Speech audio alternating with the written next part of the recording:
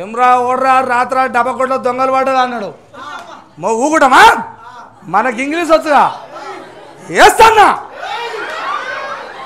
వేస్తానగానే అబ్బా మనకి ఇంగ్లీష్ వచ్చా ఓడ్రా డబ్బకొట్లో దొంగలు పడ్డదంటే వేస్తానగానే మరి నువ్వేనా ఇంకెవడని ఉన్నారా అన్నాడు. నో నో అన్నా ఓవర్లే నో అన్నా.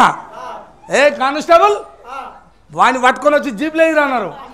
మనం ఊగుటమా ఆల్ రైట్ అన్నా. ఆల్ రైట్ అనగానే ఓ కొడుక పోలీసు వాళ్ళు వచ్చిర్రు. నా చేతులకు కడాలు పెట్టిర్రా. కాళ్ళ కడాలు పెడితే నేను చేతులకు ఎందుకు పెడుతురా అనుకున్నా. ఇవి కాళ్ళ కడాలు కాదట, బేడీలట. ఓ కొడుక బేడీలా. ఎందుకంటే నా పెండప్పుడు జర తుఫాన్ ముసురు వచ్చి భరత్ తీయలే.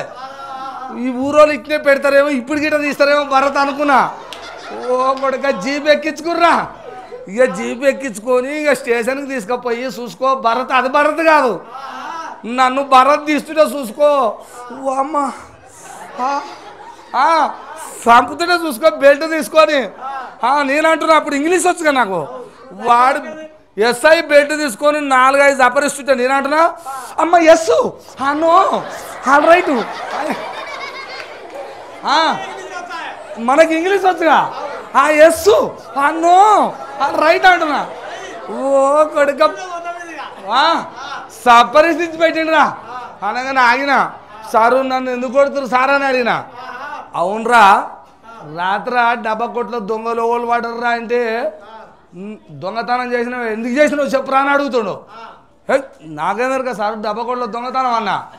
మరి నాకేమెరకంటే అందులో ఓళ్ళు పడర్రా అంటే ఎస్ఐటి వారు అన్నాడు. ఇంగ్లీష్ వచ్చా నాకు.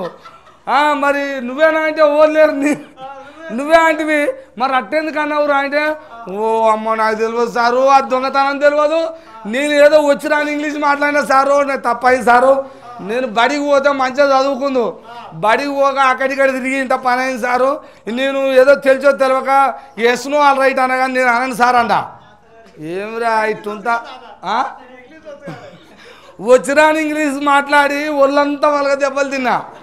అందుకనే నా లెక్క మీరు కావద్దని మీరు మంచిగా ఇంగ్లీష్ చదువుకుంటారా. మీరు నా లెక్కనే వేస్తున్నాం ఆల్ రైట్ అంటారా.